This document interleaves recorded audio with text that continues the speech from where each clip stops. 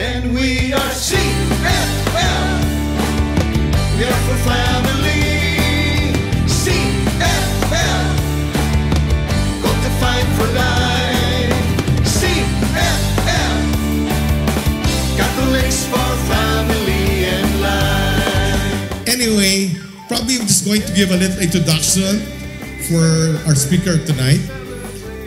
I'm sure you're very familiar with this speaker kasi noong time ng pandemic, lagi natin napapanood online mass sa Manila Cathedral siya. No? In fact, kami ng asawa ko, we always listen and watch the online mass of our speaker. No? And I'm sure a lot of us nakakapit tayo during the pandemic kasi nagmimisa tayo. And we were blessed because they were celebrating the Mass every day. No? So nakakapit tayo during the pandemic sa ating faith, sa ating pananalig sa Diyos. So very thankful tayo na may Mass noon during the pandemic. But many of us don't know that he is a long-time private secretary to Manila Archbishops. No? So started from Cardinal Gaudencio Rosales in 2025, siguro kaka-graduate ng speaker natin. He's currently the Vicar General of the Archdiocese of Manila, appointed last year by Cardinal Advincula. No? He's one of two Vicar Generals. Ang ibig sabihin nun, yung silang assistant tumutulong sa mga bishops. No? Silang right-hand man. No? So sila yung nag-aasikaso, silang purong abala sa lahat ng mga activities for the Diocese of Manila. No? He's also the Vice Moderator Curé who is in charge of the administrative affairs of the Archdiocese.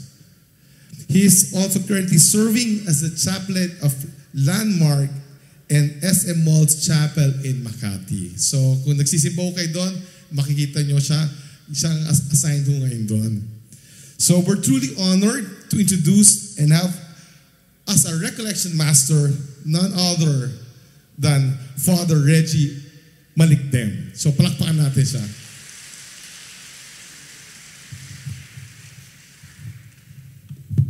Magandang gabi po sa inyong lahat. At unang-una po nagpapasalamat ako sa invitation na makasama kayo sa gabing ito for our Lenten recollection. 2 years ago, I think, I was also here to preside at a novena mass. In-invite po ako ng community also to celebrate that mass. Kaya hindi naman bago sa akin itong simbahan. Kaya lang galing talaga sa Makati ay medyo may kalayuan. Kaya nga nung ibigay sa akin yung topic ng ating recollection, do we need to suffer? Coming here, yes. Okay po, I wish to begin by reading to you a passage from the letter to the Hebrews. In the days when he was in the flesh, he offered prayers and supplications with loud cries and tears to the one who was able to save him from death, and he was heard because of his reverence. Son though he was, he learned obedience from what he suffered. And when he was made perfect, he became the source of eternal salvation for all who obey him, declared by God High Priest, according to the order of Melchizedek. The word of the Lord. So the topic, the title of our recollection is a question. Do we need to suffer? Kailangan ba tayong magdusa? Kailangan ba tayong mahirapan? The question implies the reality of suffering. We all experience sufferings in different forms and in varying degrees. Wala po siguro sa atin ang hindi dumanas ng paghihirap o wala sa atin ang hindi nagdusa. Kasama sa ating buhay ang paghihirap at pagdurusa. Kapag hindi natin tinanggap ito, we are living in an unimagined world. Habang nabubuhay tayo sa mundo, may pagdurusa, may paghihirap. Kasama sa ating humanity, kasama sa ating mundo, sa katotohanan ng ating mundo. Lahat naghihirap. Hindi lamang tayo, hindi lamang tao. Even the world, nature suffers. Lahat nagdurusa sa mundong ito. May pinagdaraanan, bagamat iba't iba ng antas. Mayroong mga tao na konti lang ang paghihirap. Mayroong mga tao na mas matindi ang paghihirap. Just a few nights ago, a brother priest in the Archdiocese of Manila was in the hospital at pinaabot niya sa isang kapatid pa naming pari. Sabi niya, ilang araw na akong nasa ospital, hindi pa ako dinadalaw ni Reggie. Sabi ko, may checking pala ng attendance. Hindi ko naman alam. No? Kasama siguro po sa trabaho ko bilang Vicar General. No? Wala pong kinalaman yun sa military. Kaya po Vicar is ibig sabihin the assistant. No? You share in the power of the bishop. No? So siguro dahil doon sa posisyon, inaasahan na dapat pag mayroong mga ganitong sitwasyon na isang pari ay kailangan nandun maramdaman yung presensya ko bilang katulong ng obispo sa Maynila. So sabi niya, naku, ilang araw na ako dito, si Reggie, hindi man lang nagpapakita. Kaya kahit gabi na, napilitan akong pumunta sa ospital. So pumunta ako, dinalaw ko siya, at tuwan-tuwa naman siya. Naku, salamat, dinalaw mo ako. Salamat, nagbigay ka ng oras. Sabi ko, pasensya na Father, kahit gabi na ngayon, okay lang, at least dumating ka. Isip-isip ko, kung hindi mo naman ako hinanap, di naman ako darating. Pero kwentuhan kami, kamusta ka na? Sabi niya, eto, masakit, may masakit dito, may masakit dyan. Tapos sabi niya, ay, si Bishop Bacani nasa third floor, puntahan mo din. Mas mahirap yung sakit niya, kaya dalawin mo rin. Isip-isip ko, isa lang pupuntahan ko, naging dalawa pa. No? Pero nung puntahan ko si Bishop Bacani, no, okay naman, pero mas mahirap nga yung pinagdaraanan ni Bishop Bacani kaysa doon sa aming pari. So iba't iba, no? Iba't iba yung ating paghihirap, iba't iba yung ating pagdurusa. Pero ang katotohanan, lahat may suffering.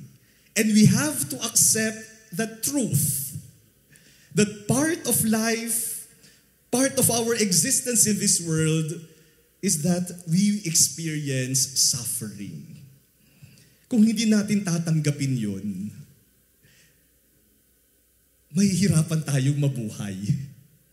Kung hindi natin tatanggapin yun, lagi lang tayo madidisappoint, lagi lang tayo mafufrustrate, lagi lang tayong magde-despair.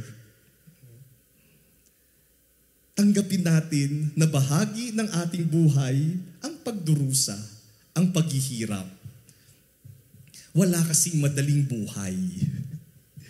Kung ang hinahanap natin madaling buhay, hindi yan sa mundong ito. Baka sa Mars o sa Jupiter, pero sa mundong ito, bahagi ng ating buhay ang paghihirap at pagdurusa. And so we ask the question, do we need to suffer? Do we need to suffer? Or maybe the better question is, does God want us to suffer? Gusto ba ng Diyos na naghihirap tayo? Kung bahagi ng katotohanan ng ating mundo ang paghihirap, gusto ba yan ng Diyos? Kalooban ba ng Diyos na naghihirap, nagdurusa tayo? At yan pong tanong yan ay tanong ng humanity, ng sangkatauhan sa napakahabang panahon. A perennial question of human life. If God is good, then why do we suffer? And I'm sure many of us already asked that question at one point in our life. Hindi ba't mabuti ang Diyos? Hindi ba't mabait ang Diyos? Pero bakit ako nagdurusa? Bakit pinapayagan ng Diyos na ako ay magdusa? So, does God want us to suffer? Gusto ba ng Diyos na nahihirapan tayo? Gusto ba ng Diyos na nagdudusa tayo? And the answer is no. No. God does not want us to suffer. God does not want us to go through difficulties in life. Because the truth is, and this is the first thing that we must remember, in the original plan of God, there was no suffering. Kung babalik po tayo sa aklat ng Genesis, the first book of the Bible, when God created the universe and God created man and woman, everything was provided for. Imagine, si Adan at si Eva, Adam and Eve, were living in a paradise. And it was literally paradise. Sabi ng Diyos, lahat ng kailangan nyo nandito na. Kumuha na lang kayo dyan kung anong gusto nyo kainin. Wag lang ang bunga ng punong ito. Pero lahat yan pwede nyong kainin. It was paradise. There was no suffering. That was the original plan of God. Ang ganda-ganda ng plano ng Diyos. Yung buhay ni Eva at ni Adan sa paraiso ay talagang paraiso. It was paradise. But why do we suffer? Why do we suffer? Because of sin. Suffering is a consequence of sin. Dahil nagkasala ang tao, tinanggap niya yung consequences ng kanyang pagkakasala. At ang consequences ng pagkakasala ng tao ay yung paghihirap. No, just go back to Genesis 3. And the many things that God said to the serpent, to Eve, and to Adam, lahat yan dahil sa kasalanan ng tao. Ngayon, magiging malinaw po sa atin, hindi gusto ng Diyos na maghirap tayo. Pero bakit tayo naghihirap? Bakit tayo nagdurusa? Hindi dahil sa Diyos, kundi dahil sa atin. Bakit tayo naghihirap? Dahil sa kasalanan ng tao.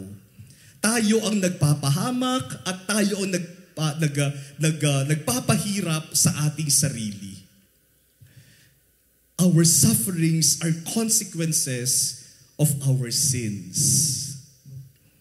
Kaya wag nating sisihin ang Diyos kung naghihirap tayo. Hindi yan kasalanan ng Diyos. Kaya tayo naghihirap dahil sa ating kasalanan.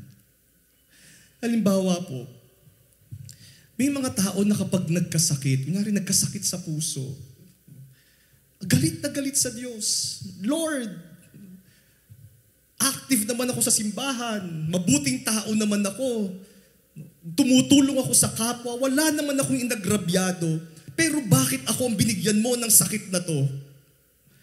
Bakit ka ganyan sa akin? Bakit mo ako pinababayaan? Bakit ako nagkasakit? Unfair ka, Lord. Sasabihin ni Lord, sino ba ang kumain ng baboy?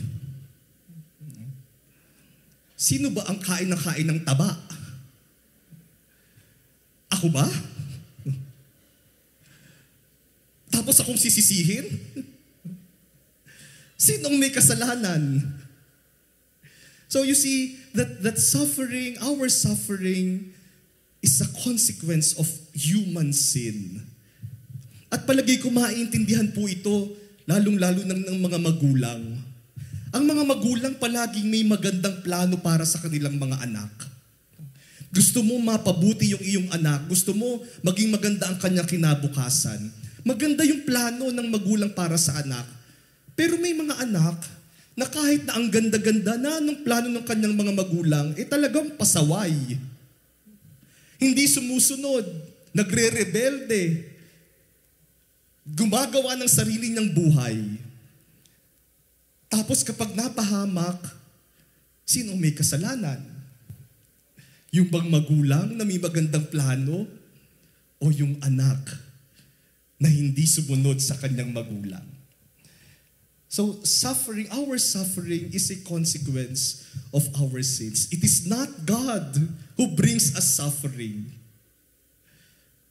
It is our own sins that bring about our sufferings in life. Now, if that is the case, if suffering is a consequence of our sin, then why did Jesus suffer? Bakit si Jesus nagdusa? Wala naman siyang kasalanan. Kung ang kasalanan ay dahil kung ang paghihirap ay dahil sa kasalanan, malaking tanong ang pagdurusa ni Jesus. The suffering of Jesus. The suffering of Jesus. Now, the suffering of Jesus is not because He sinned. Jesus suffered to save us from suffering. So, yun po yung dahilan. Hindi dahil siya'y makasalanan, kundi para yung pagdurusa na nagpapahirap sa ating buhay ay mailigtas niya. Now, that is what Jesus did. That is what Jesus did. Meron pong prinsipyo sa theology na sinasabing, what is not assumed is not redeemed. What is not assumed is not redeemed. Kung ano yung hindi niyakap ay hindi maliligtas. Kaya kailangang yakapin ni Jesus ang lahat sa ating pagkatao para ang lahat sa ating pagkatao ay mailigtas din niya.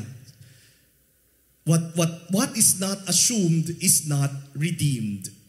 And so Jesus had to assume our humanity so that He will be able to redeem our humanity. Jesus must assume our sufferings so that He may turn our sufferings into something good. Jesus has to assume even death. Yung ating pinakakinatatakutang kamatayan, kailangan ding pasukin at yakapin ni Jesus para yung ating kinatatakutan ay hindi na natin katakutan, kundi gawin niyang isang magandang daan patungo sa buhay. So, Jesus had to assume everything in order to redeem it. Ganun yung pagliligtas ni Jesus. Yung pagliligtas niya, hindi lamang yung parang sumausaw siya. Yung bang, sige, yan lang, niligtas ko na kayo, okay na. Yung pagliligtas ni Jesus, niyakap niya ang lahat sa atin. Yung katotohanan ng ating pagkatao, yung katotohanan ng mundong ito, para yun mailigtas. Kaya, yung pong mga nagnanais na magligtas, yung mga nangangako na magliligtas sa atin, those who claim to be our Savior and our Messiah, marami nangangako ng ganyan. Ako ang solusyon sa problema ng bansang ito. O ako ang solusyon sa problema ng opisina natin. Ako ang magliligtas sa inyo sa paghihirap. Ako ang mag-aahon sa inyo sa pagdurusa. Tingnan ninyo yung mga nangangakong yan. Kung nangangako lang, pero hindi naman dumadamay at niyayakap ang ating katotohanan, the truth about our lives, then that is a false Savior. That is a false Messiah.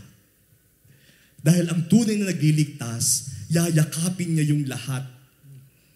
Tatanggapin niya yung lahat. He will take the sufferings into Himself so that it may be converted into something good.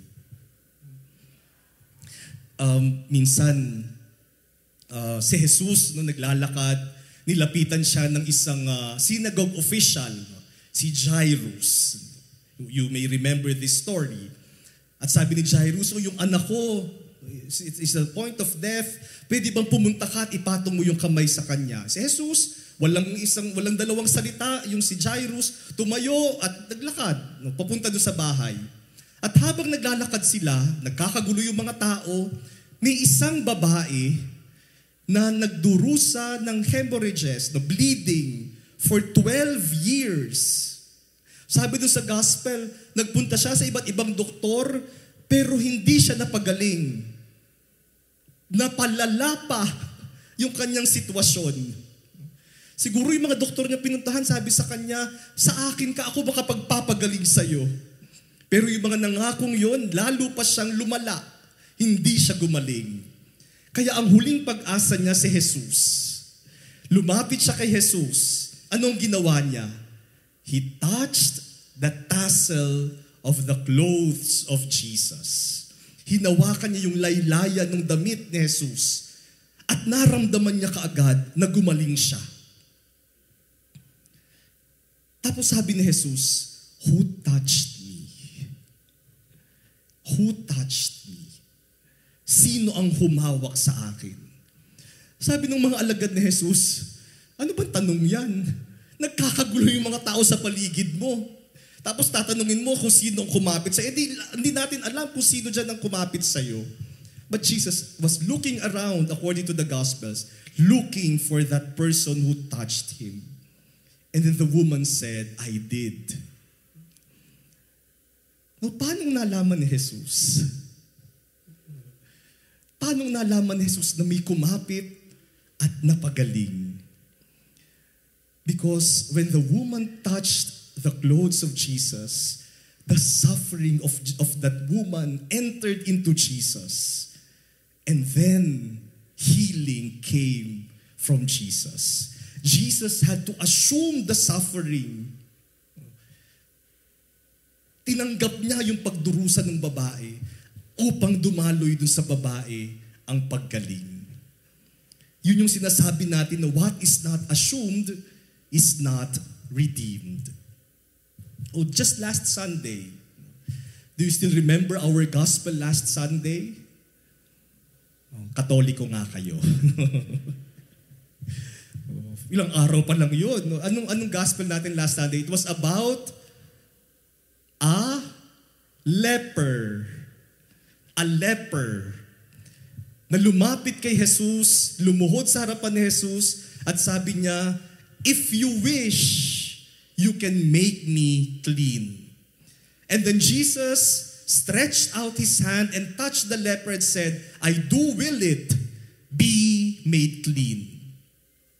Alam natin, yung first reading ng linggo, sinasabi na ang mga ketongin, bawal lapitan, bawal kapitan, bawal makihalubilo sa mga tao. Kaya kapag sila'y lalakad at maraming tao, dapat sumigaw sila, unclean, unclean, as a warning. May ketongin dito, lumayo kayo. Bakit?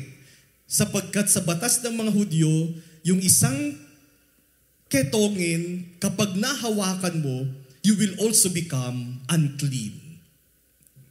At maraming consequences yung pagiging unclean. You cannot go to the temple. Hindi ka pwedeng makihalubilo sa mga tao.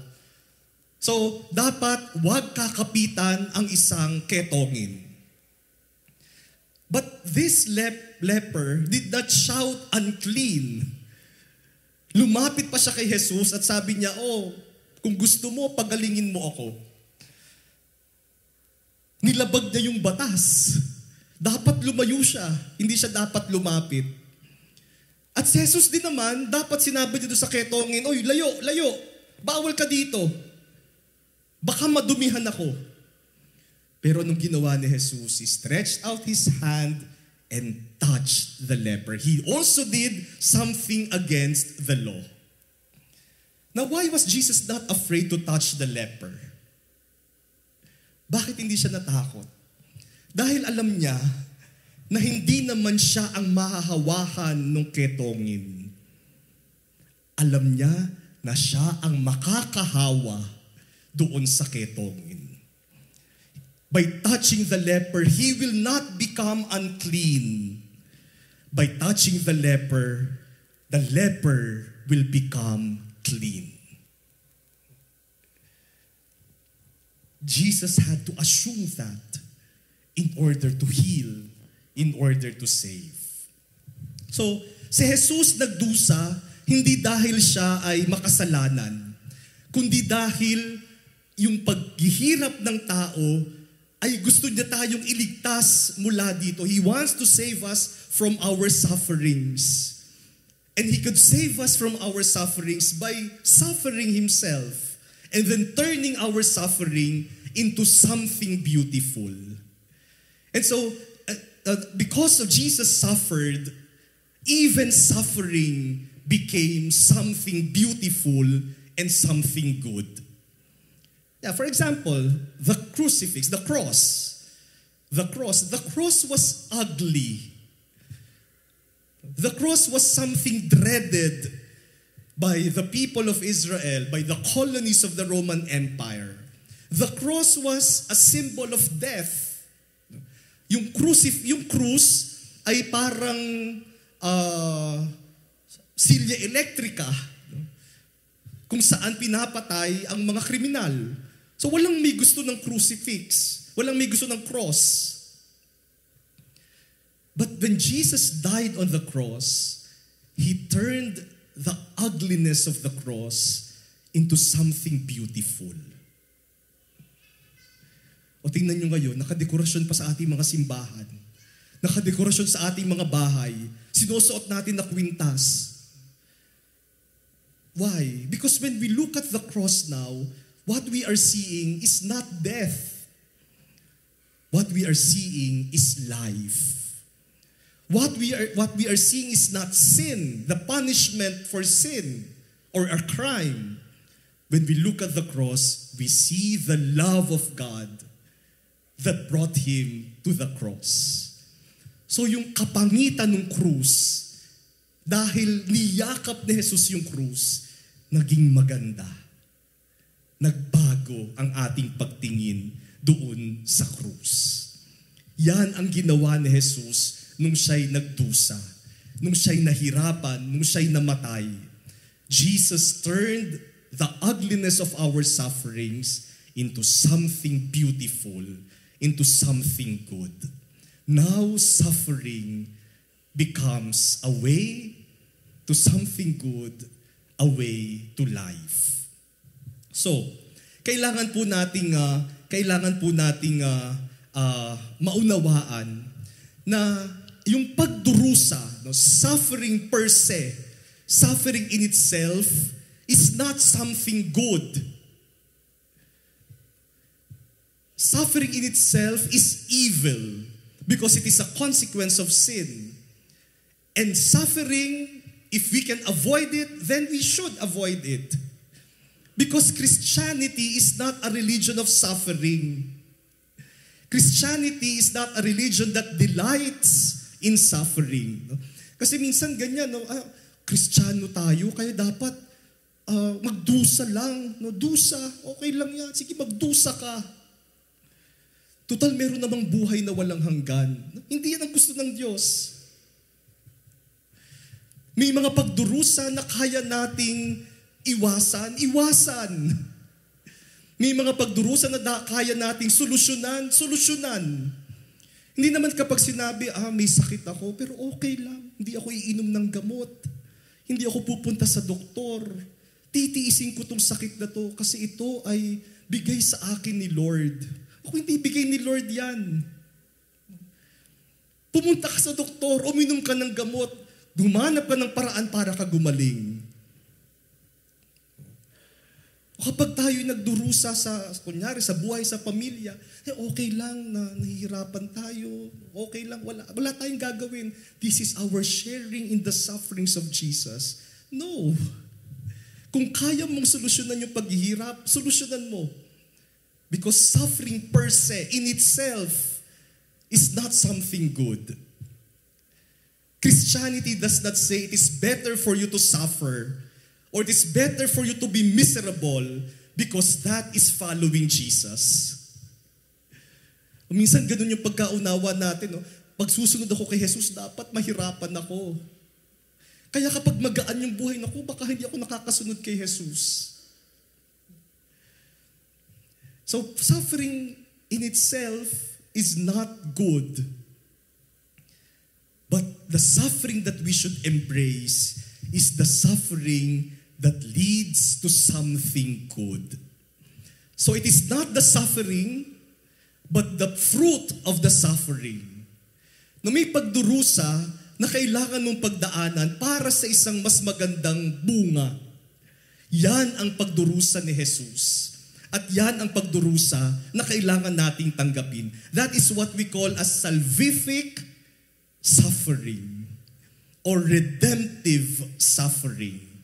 Hindi yung pagdurusa, kundi yung bunga ng pagdurusa. Halimbawa po, ang isang nanay na magsisilang ng anak, daraan sa pagdurusa yan. Pag nag-labor na yan, talagang masakit.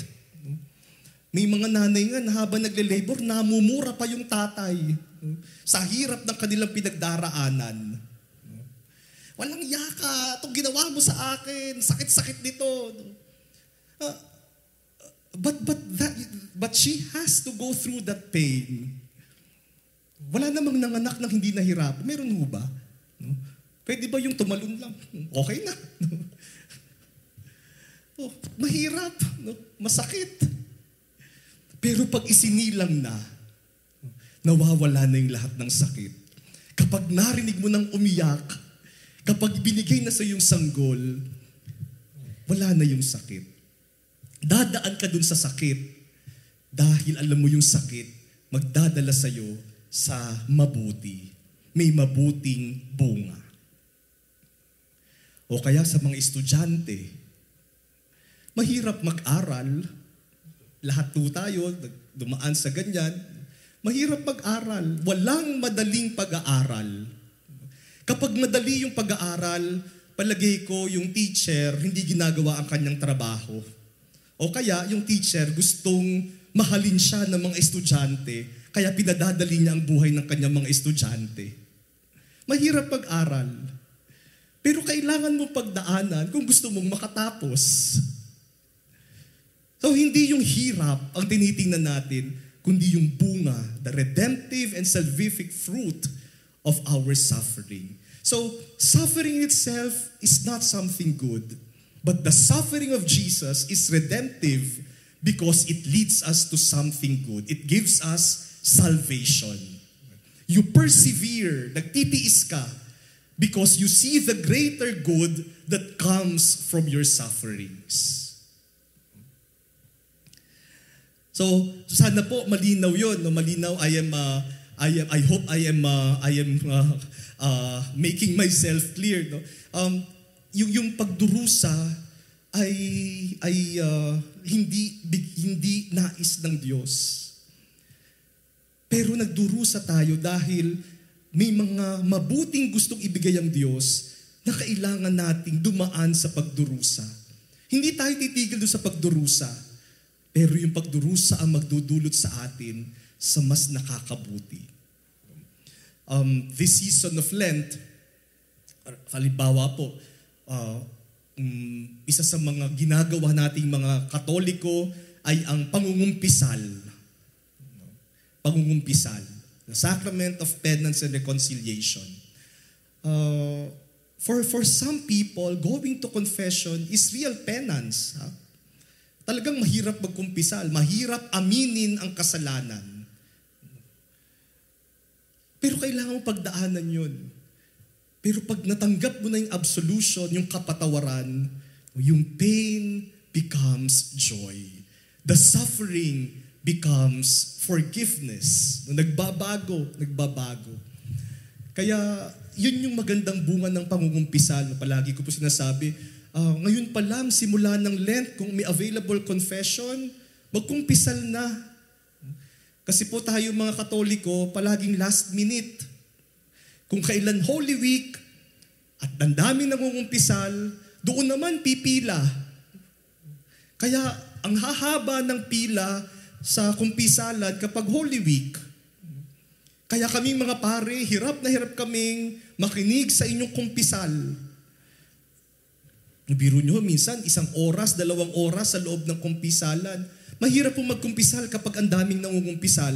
Kasi kami hong pare, kapag nakikinig ng kumpisal at ang daming nangungumpisal, umiinit din ang ulo namin. Kapag mainit ang ulo namin, bibigat na ang parusang ibibigay namin. Kaya ngayon pa lang, habang malamig pa ang ulo namin, magkumpisal na para magaan-gaan.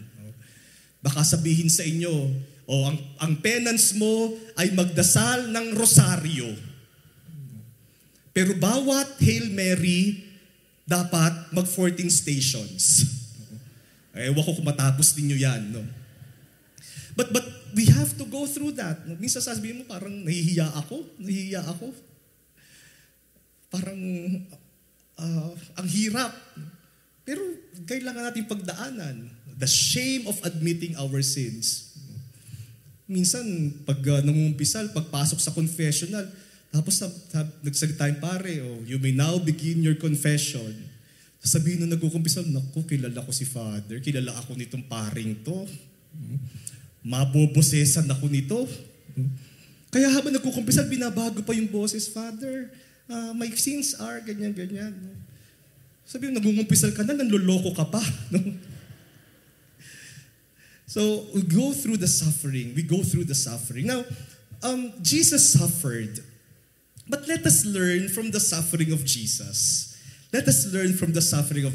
Paanong hinarap ni Jesus ang pagdurusa? Jesus suffered in silence. Kung titingnan po ninyo yung passion narrative, especially in the Synoptic Gospels, pag sinabi po natin Synoptic Gospels, yun yung Gospel of Matthew, Mark, and Luke. Synoptics, kasi halos pareho sila ng kinukwento. No? Similar, same optic, same view. No? Synoptic Gospels. Kasi si St. John, medyo kakaiba yung kanyang kwento. No? So, in the Gospel of St. Matthew, Mark, and Luke, mapapansin po ninyo na doon sa passion narrative, ang konti lang ng sinabi ni Jesus. Konting-konti lang. Kaya kapag halimbawa po Palm Sunday, di ba Palm Sunday, o kaya Good Friday, meron tayong dramatic reading of the Gospels. No? Sa mga lektor sa inyo, alam niyo yan. Merong ina-assign na narrator, merong ina-assign na pilato, may ina-assign na yung mga tao na sumisigaw, ipako sa krus, at kaming mga pari, ang role namin ay si Jesus. Kung mapapansin ninyo, yung aming speaking lines ay halos wala. Sa gospel nga ni St. Mark, doon sa buong mahabang kwento na yun, halos 2 lang yung sinasabi ng pari. Yung una sasabihin niya, you say so. Sinabi mo. Tinatanong siya, ikaw ba ang hari ng mga Hudyo? Ikaw na ang nagsabi. Tapos yung susunod na dialogue, my God, why have you forsaken me? Tapos papatay na yung pari. Papatay na si Jesus.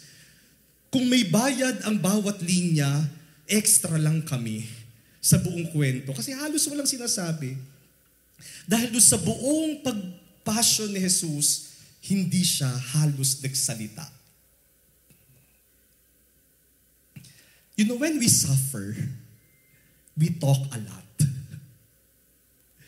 Kapag nagdurusa tayo, daldal tayo ng daldal. Ang hirap-hirap naman ito. Ang bigat-bigat naman. Pahirap ka naman. Salita tayo ng salita kapag tayo nagdurusa. We complain a lot. We speak a lot. Minsan, utusan yung anak. O, gawin mo to. Mag-inis ka ng bahay. Mabibinis. Parusahan naman. Salita ng salita. Sabi ng magulang, ano sinasabi mo? Wala po. Pero salita ng salita. Pag tayo nahihirapan, ganyan. We complain, we talk a lot. But Jesus suffered in silence. He barely spoke while he suffered. Nung pinapako siya sa krus, habang nakabayubay siya sa krus, ilan lang yung salita? 7 words nga lang, isang sentence lang. Sa 3 oras niyang nakabayubay doon sa krus, halos wala siyang sinabi. The whole time that all of the suffering of Jesus was happening, Jesus remained silent. He chose to be silent. Now, he could have spoken. He could have defended himself. Pwedeng-pwede niyang sabihin, lahat ng mga nagpapahirap sa akin, maging bato. At siguro magiging bato yung mga yon. He could have used the power of his words to convince them that he is right and they are wrong. Nung tinanong ni Pilato, sinong palalayain namin? Si Barrabas o si Jesus? Sana sinabi ni Jesus, itikom lahat ng bibig ng mga yan. Wala silang masasabi. No? But Jesus remained silent. He chose to be quiet. Why? Why? The silence of Jesus was not a silence of passivity. May mga naghihirap na tatahimik na lang, sige hayaan ko na lang. Sige gawin niyo na lang sa akin, tatahimik lang ako. No, that is not the silence of Jesus. He was silent not because he cannot do anything anymore. Yung katahimikan ni Jesus ay hindi dahil wala na siyang magagawa o suko na siya. No, the silence of Jesus was a silence of determination. It was a silence of resoluteness. It was a silence of love. It was a silence of love. Jesus was silent because out of love, he was giving himself wholeheartedly. So sa pagdurusa ni Jesus, pwedeng may gawin siya. Pero hindi niya ginawa. Hindi niya pinagtanggol ang kanyang sarili. Tumahimik lang siya dahil sa kanyang pag-ibig. You know, my dear brothers and sisters, the silence of Jesus, especially in suffering, teaches us a lot of things. It teaches us of the value of silence. The value of silence. You do not always need to speak all the time. Hindi sa lahat ng pagkakataon kailangan tayong magsalita at hindi sa lahat ng pagkakataon dapat tayong magsalita. Sa panahon po natin ngayon, sabi nga ng isang philosopher, we live in a worded world. Worded world. Isang mundo na puro salita. Puro salita. Ang daming nagsasalita. Si Jesus tumahimik para sabihin sa atin na may mga pagkakataon, hindi mo kailangan magsalita. Hindi sa lahat ng pagkakataon dapat may sasabihin ka. May mga pagkakataon na kailangan mong tumahimik. Siguro sa social media, pwede rin natin sabihin kasi may mga tao na tahimik. You know, isa sa mga ikinagugulat ko po na isang phenomenon, may mga bata na kabataan nang ingay-ingay sa social media. Post ng post dito, comment ng comment dyan, ang dami ng kachat. Pero kapag personal mo ng kaharap, hindi nagsasalita. So yung social life nila, nasa social media. Pero yung totoong pagkatao nila, introvert. They do not know how to relate to people face to face. Kaya tingnan nyo po minsan yung mga anak ninyo, baka sa social media, ang ingay-ingay. Pero kapag kasama nyo na, hindi na umiimik, hindi na nagsasalita. But even in social media, you do not always have to speak through social media. On social media, you do not need to comment or to post all the time. You do not need to inform people about what is happening to your life all the time. Hindi namin kailangang malaman kung anong kinakain mo, kung nasaan ka, sinong kasama mo, anong damit mo. May mga pagkakataon na kahit sa social media, tumahimik, manahimik din. At tinuturuan din tayo ni Jesus na minsan, kahit na tayo inuusig, pinipersecute, you can defend yourself not by speaking, but by keeping quiet. The dignity of silence. Kasi ang tendency po kapag gusto natin ipagtanggol ang ating sarili, magsasalita din tayo. Inuusig mo ko, you accuse me, then I will respond. Pero si Jesus, kahit na alam niyang tama naman siya, hindi nagsalita. So you do not have to defend yourself at all times. Because silence is also a statement. Kapag hindi nagsasalita, that is also a powerful statement. Kaya minsan isa yan sa mga pinag-aawayan ng mag-asawa. Ganyan, talagang magkaiba yung babae at lalaki. Kapag nag-aaway yung babae at lalaki, yung mag-asawa, ang babae, salita ng salita. Salita ng salita. At gusto niya, sumagot ka rin ng sumagot. Pero pag hindi ka sumasagot, galit na galit. Kasi magkaiba ng dynamics. Dynamics. Kaya sasabihin, pero pag sumasagot ka, yan, lalo namang natitrigger ang kanyang galit kasi sumasagot ka. Pero wag kang sumagot. Lalo magagalit. Now, you do not have to defend yourself all the time by speaking. Because even silence is a statement. Even silence is an answer. Kapag tinanong mo at hindi sumagot, sagot din yun.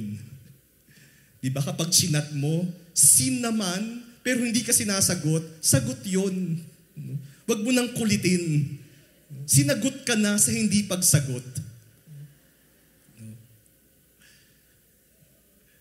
Naalala ko po, when I was still a seminarian,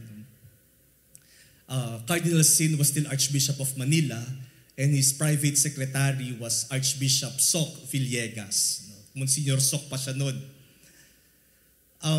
Nung panahong yon, medyo maraming mga, it was just after EDSA 3. Medyo maraming nagalit kay Cardinal Sin, kay Archbishop Soc because of EDSA 2. So marami silang naging kaaway, maraming naninira sa kanila. At mga malicious na mga kwento ang pinapakalat about Cardinal Sin and about Archbishop Soc.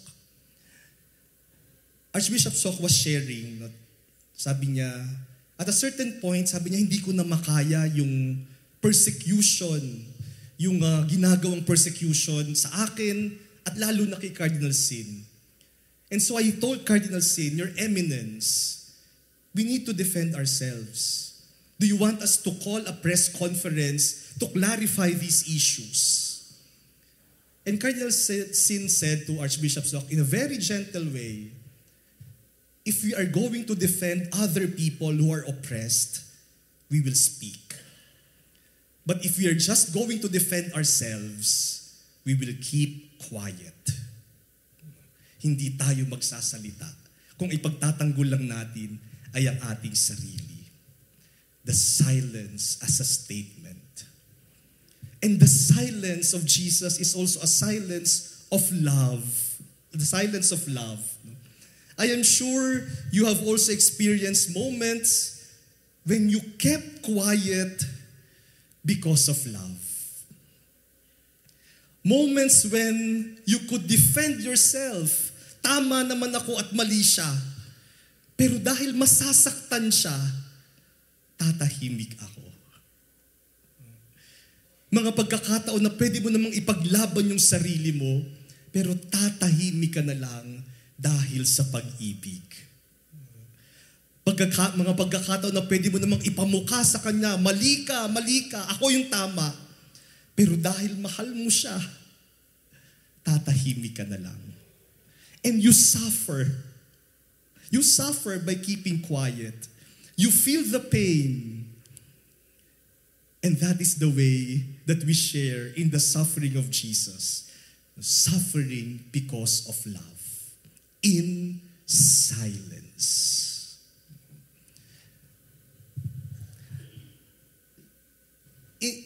In Jesus, we also see that even in suffering, Jesus shows His concern for all, for us.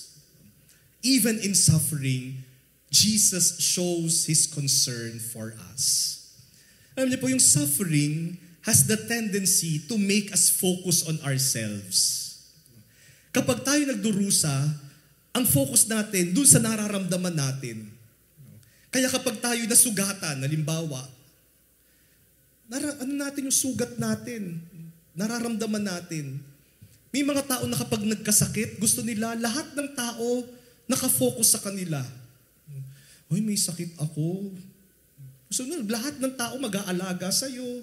Lahat ng tao tatakbo para alalayan ka. Because sufferings make us focus on ourselves. Kapag tayo nahihirapan, nasasaktan, kapag may sakit, ang focus natin yung sarili natin.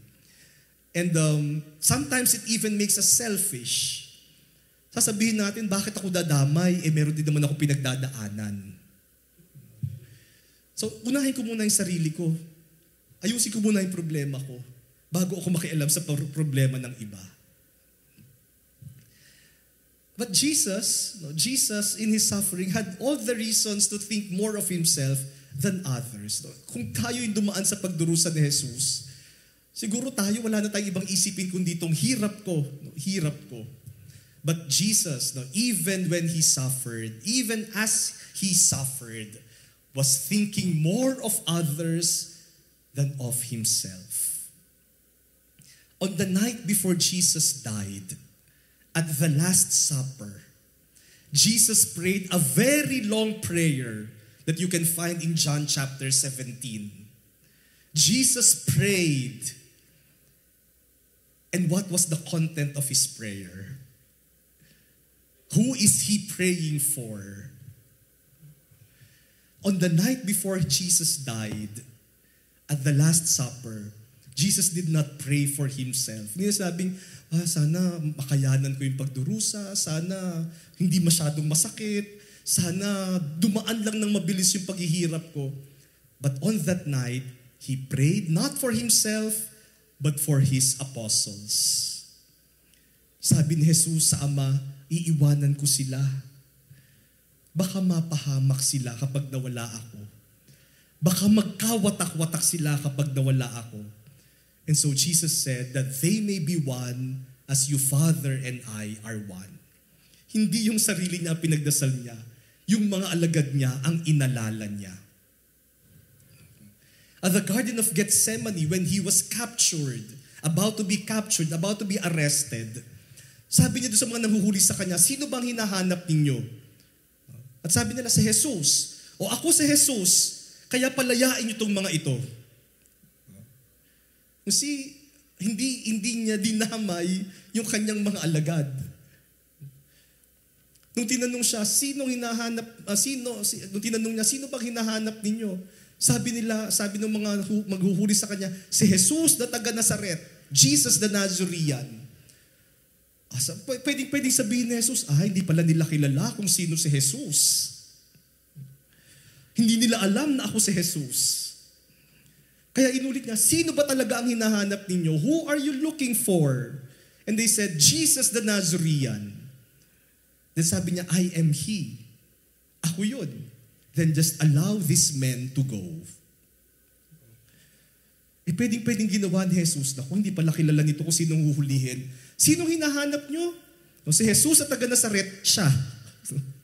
Pwede niya tinuro si Pedro. Pero hindi niya inisip ang kanyang sarili. Sabi niya, hayaan nyo silang makaalis. Hindi sila yung hinahanap ninyo. On the way to Calvary, He met the women of Jerusalem and they were weeping for Jesus. And what did Jesus say? Do not weep for me, weep for yourselves. Wag ako yung isipin ninyo. Isipin niyo yung sarili ninyo. On the cross, 7 salita ni Jesus from the cross. And the first 3 words were all addressed to others. He was referring, he was thinking of others. Sabi niya nung una, Father, forgive them, for they know not what they do. Naghihirap ka na, halos mamatay-matay ka na. Sasabihin mo pa, Father, hindi naman talaga nila alam. So, patawarin mo na yung mga yan. Minsan iniisip ko, kung ako kaya yun, ano kaya ang nasabi ko mula sa krus?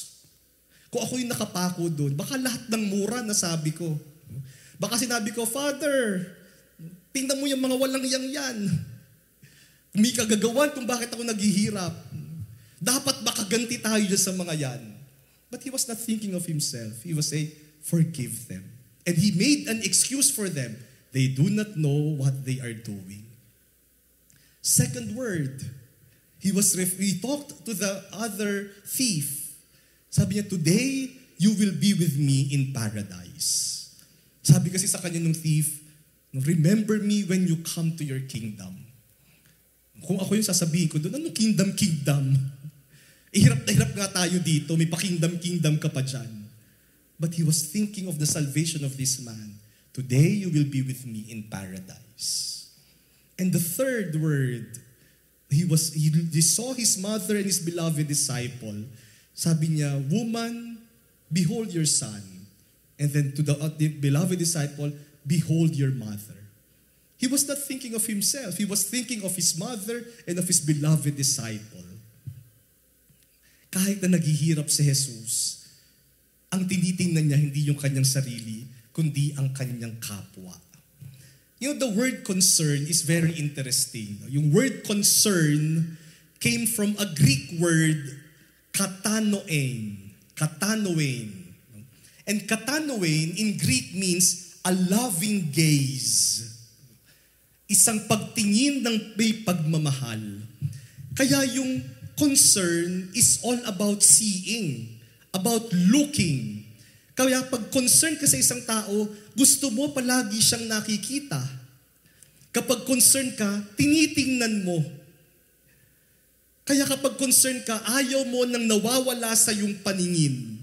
Kasi yung palang concern ay pagtingin ng may pagmamahal. Nakatingin ka, hindi sa sarili mo, kundi sa iba. That is concern. Kaya kapag sinabi mong concerned ako sa iyo, nakatingin ka sa kanya. Nakikita mo siya. Yan yung ibig sabihin ng concern. And Jesus in His suffering teaches us that in our suffering, we have to look at others with love and concern. Titingin ka sa iba ng may pag-unawa at may pagmamahal. Alam niyo po, isang magandang bunga ng pagdurusa ay yung nauunawaan natin ang ating kapwa. Kapag walang pagdurusa, kung wala akong paghihirap, hindi ko mauunawaan yung kapwa ko na naghihirap din. Pero kapag nagdurusa, pwede tayong magdamayan because we can say, I know what you are going through. Kaya sa isang banda, yun po yung magandang bunga ng pagdurusa. May mga tao na hindi marunong makipagkapwa, hindi marunong dumamay, maybe because life has been so easy and they do not know the suffering of others. Kapag hindi natin nararamdamang magutom, hindi mo maunawaan yung mga tao sa kalsada na hindi kumakain. Yung mga tao na lalapit sa'yo sasabihin, pengi po ng konting pera, hindi pa ako kumakain. Kung hindi ka nakaramdam ng gutom, hindi mo maintindihan yun. So, concern even in suffering. We suffer because we feel how it is, we learn how it is to be in solidarity with others who are also suffering. And Jesus suffered. In the suffering of Jesus, Jesus shows courage No? Tapang, tapang. Kasi alam naman natin na sa paghihirap, no, ang tendency natin ay iwasan, takbuhan. Pero si Jesus, hindi niya tinakbuhan. Hinarap niya. Hinarap niya ang pagdurusa. Kasi yung pagdurusa ay nagpapalakas ng ating loob. When we persevere, no, pinatitibay nito ang ating kalooban. Kalooban.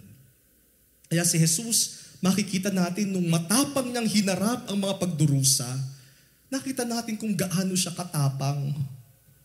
At nakita rin po natin kung gaano katatag ang kanyang loob. Kasi yung matapang at matatag ang loob, ang kaya lang humarap sa pagdurusa. At yung tapang at yung lakas, yung paghihirap ay nagpapalakas at nagpapatapang sa atin. One fruit of suffering is that it makes us courageous.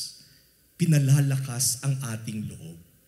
Now, there are many beautiful passages about this. No? One is from the book of the prophet Malachi. But who can endure the day of his coming? Who can stand firm when he appears? For he will be like a refiner's fire, like a fuller's lye. He will sit refining and purifying silver, and he will purify the Levites, refining them like gold or silver, that they may bring offerings to the Lord of righteousness. That image of refining silver. Napakagandang image po na paulit-ulit na makikita natin lalo na sa Old Testament. Refining silver. Now, I read, nung binasa ko to minsan, sabi ko, ano ba yung ibig sabihin ng refining silver? Ano ba yung nangyayari when we refine silver? And I learned that in refining silver, yung silversmith, hinahawakan yung piece of silver in the middle of the fire, no, using a tong, no, in the middle of the fire, where the flame are hottest. So sa pinakamainit na bahagi ng apoy, doon niya ilalagay yung silver to burn away all the impurities of the silver. At dahil nakahawak siya doon sa silver na nasa apoy, the silversmith has to sit in front of the fire the whole time the silver is being refined. Kasi kailangan hawak-hawak niya. At hindi dapat tumagal, dahil pag tumagal baka matunaw yung silver. So kailangan nakabantay siya. More than just sitting there while holding the silversmith must keep his eyes on the silver the entire time it is in the fire. Because if it stays there too long, it will be destroyed. And if you ask the silversmith, kailan mo malalaman kapag refined na yung silver? The only answer is when the silversmith sees himself, his image in the silver. Napaka-refined na ng silver na para na siyang salamin. Nakikita na niya yung sarili niya. That is what refining silver means. And that is what God does to us in our suffering. It is like God, the silversmith, holding us in the middle of the fire, where the fire is the hottest, not to destroy us. And the whole time that we are there, nasa gitna ka ng pagdurusa, God is there watching you, seeing to it that you will not be destroyed. And what is the purpose of putting you there? To refine you, so that He may see His image in you. Pinapaganda at pinapalakas ng Panginoon.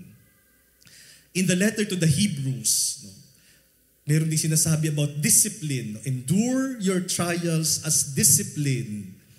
God treats you as sons. For what son is there whom his father does not discipline? If you are without discipline in which all have shared, you are not sons, but bastards. Yung pagdidisiplina ng Panginoon ay dahil anak kayo ng Panginoon. Kung hindi kayo dinidisiplina, baka hindi kayo tinuturing na anak. Kasi yung magulang nagdidisiplina sa kanyang mga anak. Besides this, we have had our earthly fathers to discipline us, and we respected them. Should we not then submit all the more to the Father of spirits and live? They disciplined us for a short time as seemed right to them, but He does so for our benefit in order that we may share His holiness. Nilagay ko po dito yung Tagalog. No? Mas maganda hong basahin ito sa Tagalog. Sabi nung aklat ng Hebreo, anak ko, huwag mong baliwalain ang pagtutuwid ng Panginoon at huwag kang panghihinaan ng loob kapag ikaw ay dinidisiplina niya. Sapagkat dinidisiplina ng Panginoon ang mga minamahal niya at pinapalo ang itinuturing niyang anak. Tiisin ninyo ang lahat ng hirap tulad sa pagtutuwid ng isang ama. Dahil dito'y nagpapakilala kayo'y tinatanggap ng Diyos bilang tunay niyang mga anak. Sinong ama ang hindi dinidisiplina ng kanyang ama? Kung ang pagdidisiplina na ginagawa sa lahat ng anak ay hindi gagawin sa inyo, hindi kayo tunay na mga anak, kundi kayo'y mga anak sa labas. Hindi ba dinidisiplina tayo ng ating mga magulang at dahil dyan ay ginagalang natin sila? Hindi ba't upang tayo'y mabuhay, mas nararapat na tayo'y pasakop sa Diyos na ating Ama sa Espiritu? Sa loob ng maikling panahon, dinidisiplina tayo ng ating mga magulang para sa ating ikabubuti. Gayon naman, itinutuwid tayo ng Diyos sa ikabubuti natin upang tayo'y maging banal tulad niya. Habang tayo'y tinutuwid, hindi tayo natutuwa, kundi naghihinagpis.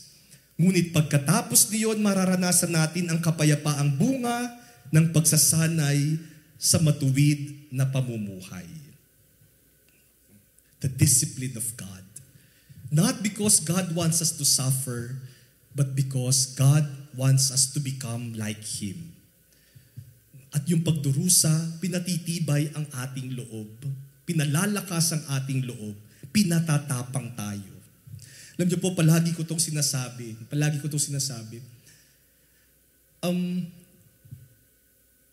Marami po sa kabataan natin ngayon, ang mahina ang loob.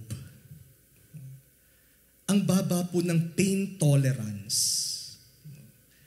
Nakakalungkot na minsan simpleng problema lang, pero talagang dinidibdib nila. Nag-break lang. Akala mo katapusan na ng mundo. Yung mga nakatatanda sa atin, alam natin yung buhay na minsan talagang ganyan. Pero sa ating mga kabataan, ang dali nilang ma-discourage, ang daling panghinaan ng loob, ang daling mag-depression. And probably one reason is that life has been too easy for many of them. Siyempre bilang mga magulang, gusto natin maging maganda yung buhay ng ating mga anak. Minsan sasabihin natin, ayaw kong maranasan ng mga anak ko ang paghihirap na pinagdaanan ko. And that is good. Pero sometimes, it is also good for our children to experience some forms of suffering. Not because we want them to suffer, but because we want them to learn and persevere and endure. Minsan po, yung mga bata, tatawagin natin, o anak, kakain na. Pagdating sa lamesa, ayaw ng pagkain. I don't like the food. I will not eat. O tayo naman, taranta, what do you want? What do you want? Mommy will cook, what do you want? Eh minsan kapag sabihin na, I do not like the food, o di kung ayaw mo, di wag, magutom ka. Hayaan yung magutom.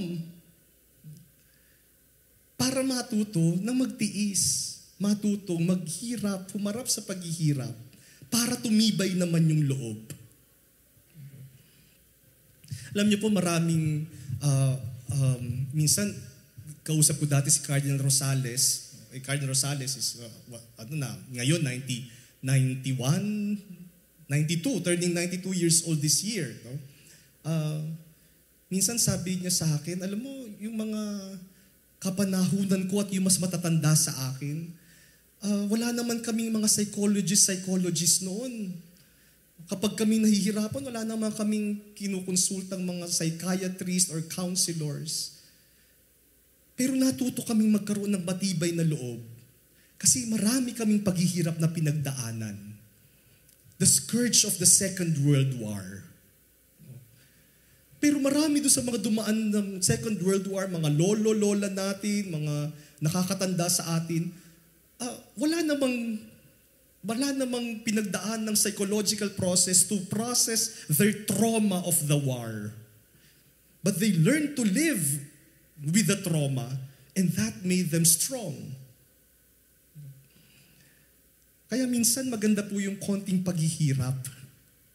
Konti lang naman, konting pagtitiis, yung mga pagkakataon na hindi natin agad ibibigay yung gusto, matututo silang tumibay ang loob. Doon natututo. This story I have shared many times already. When I was in 4th year high school, isa po sa mga hindi ko makakalimutan na teacher ko ay yung teacher ko sa English. No? Teacher ko sa English.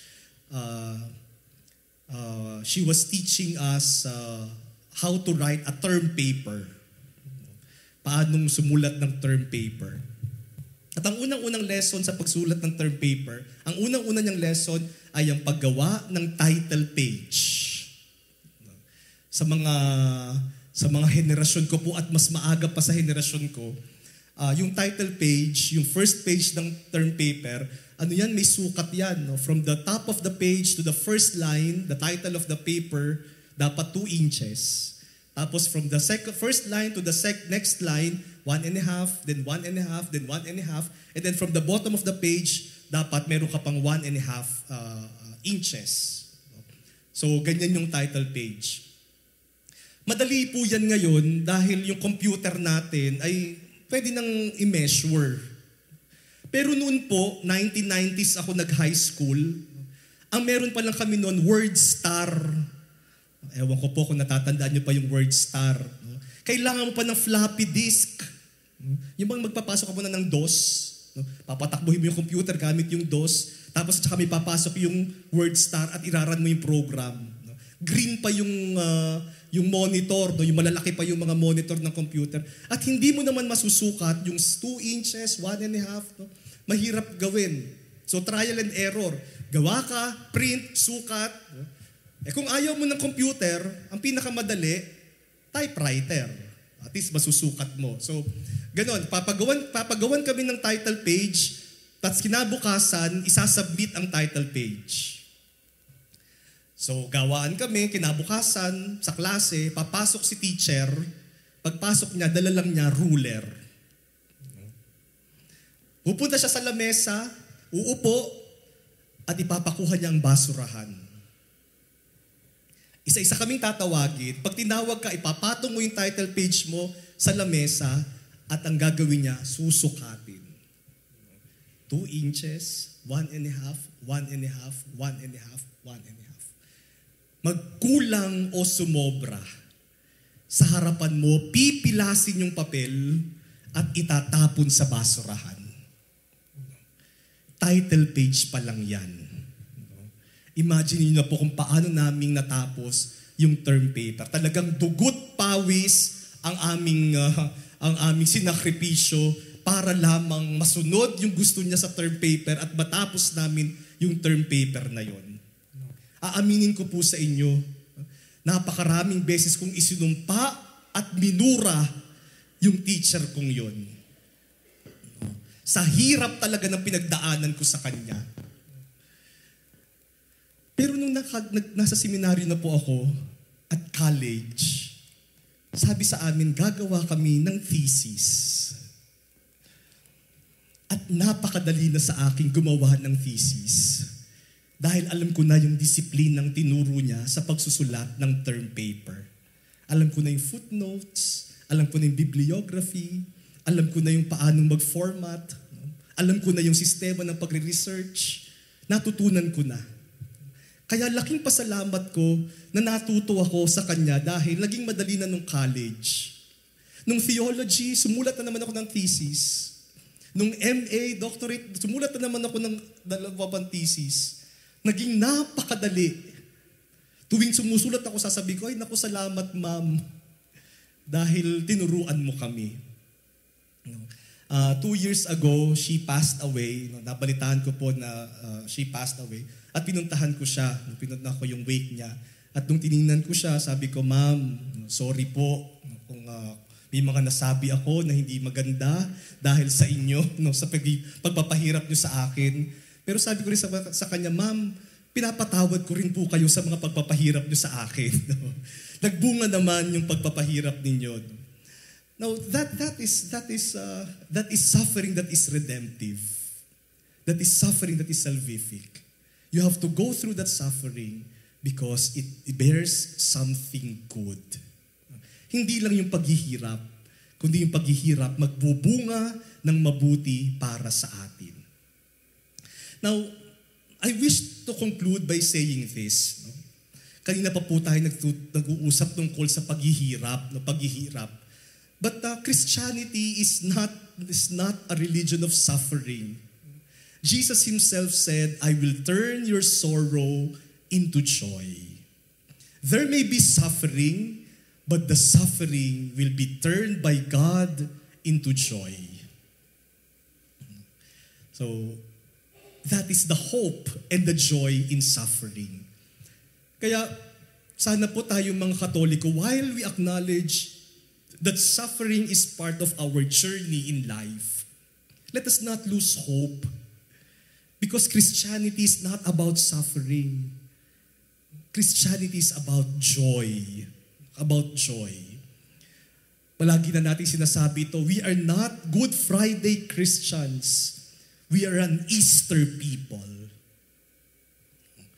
Kasi, alam niyo po, isa sa pinakamaraming tao sa simbahan, una ho yung Ash Wednesday. Ash Wednesday, grabe ang tao sa mga simbahan. Sabi ko nga, ba't mga tao, tayo very conscious sa mukha natin, ayaw natin ng may pimple. Pag may pimple tayo, nilalagyan pa natin ng tawag dun sa concealer, natatago mo pa. Pero pag Ash Wednesday, gusto natin abuhan yung mukha natin. Isa pang pinakamaraming tao sa simbahan, Good Friday. Talagang dumadayo ang mga tao sa simbahan kapag Good Friday. Yung mga taong hindi nagsisimba, kapag Good Friday, nagsisimba. Nakikita mo, oy, saan ang lakad? O ba, simbahan. Ba, himala, anong meron? Bakit ka magsisimba ngayon? Hindi ka naman pupunta ng simbahan. Hindi, Good Friday, Biyernes Santo ngayon. Magsisimba ako. Sa araw na walang misa. Walang misa pag Biyernes Santo, di ba? Sa araw na walang misa, doon nagsisimba. Naalala ko po isang kaibigan kong pare, baka kilala ng iba sa inyo, si Father Eric Santos. May he rest in peace. Father Eric Santos. Also, one of the pioneers in the charismatic movement in the Archdiocese of Manila. Naging parish priest po siya sa Santo Niño, sa Tondo. Sabi niya sa aming mga pare, believe ako dyan sa mga taga-Tondo. Believe ako dyan. Kapag Biyernes Santo, dagsa ang mga tao sa prosesyon ng libing. Yung prosesyon ng Santo Entierro, talagang dumadagsa ang mga tao. Alam niyo, talagang daming tao doon. Nasisira palagi tawag doon yung andas ng Santo Sepulcro. Talagang nagbabasag yung mga salamin sa dami ng tao, nagkakagulo talaga. Sabi niya, bilib ako sa mga taga-Tondo. Ang daming taong magpuprosesyon pag Biyernes Santo. Pero ang lalo kong hinangaan ay yung debosyon nila sa Santo Niño. Kasi yung simbahan po ay Santo Niño. Kasi kahit Biyernes Santo, sa prosesyon pag Biyernes Santo, dala-dala nila yung kanilang Santo Niño. Makikita mo, nagpuprosesyon, pero dala ang Santo Niño. Kaya minsan daw tinanong niya, bakit ba dinadala niyo yung Santo Niño sa prosesyon ng Biyernes Santo? Sabi daw sa kanya, Aba Father, kailangan makipaglibing yung bunso sa kuya. No? Kaya pala, no? Kaya pinatatawa ko lang po kayo kasi kanina pa tayo suffering. No? So I will turn your sorrow into joy. No? Into joy. And because sometimes we focus so much on suffering that we forget that Jesus did not remain dead. He rose from the dead. Hindi natapos ang mahal na araw ng Biyernes Santo. May linggo ng pagkabuhay. Hindi natapos sa kamatayan. Merong muling pagkabuhay. Hindi natapos sa pain. Nagkaroon ng gain. Hindi natapos sa sufferings. Nagkaroon ng glory. And let us not forget that. Yes, we may go through many sufferings, but Jesus always promises, I will turn your sorrow into joy.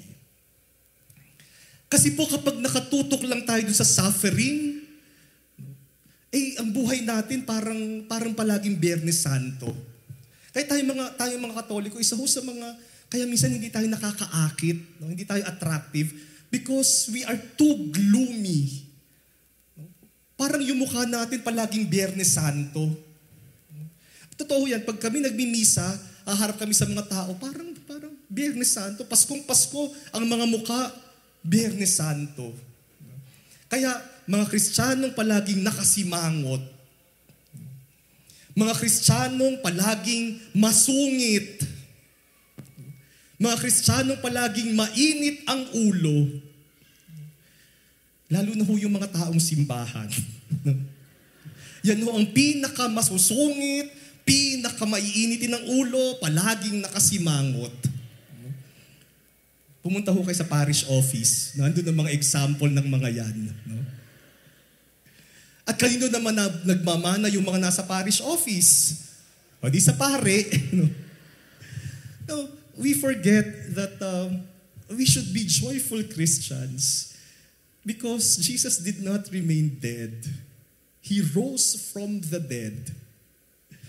And so we have to be an Easter people, not a Good Friday Christian.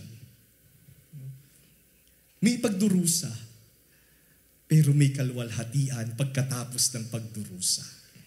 Yung kalwalhatian na yon, kahit dito sa mundo nararanasan na natin, hindi natin kailangan maghintay ng buhay na walang hanggan. The completion will be in the afterlife.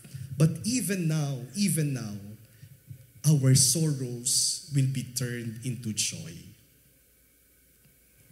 And so we go back to our question. Do we need to suffer? If we can do something about that suffering, then you do not need to suffer.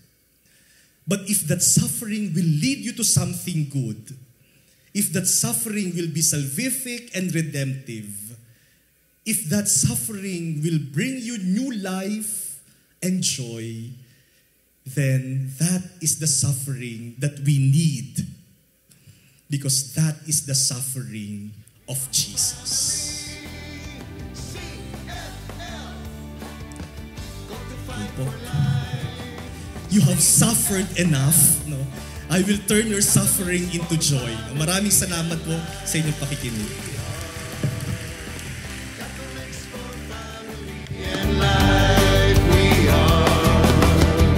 Catholics for family and life.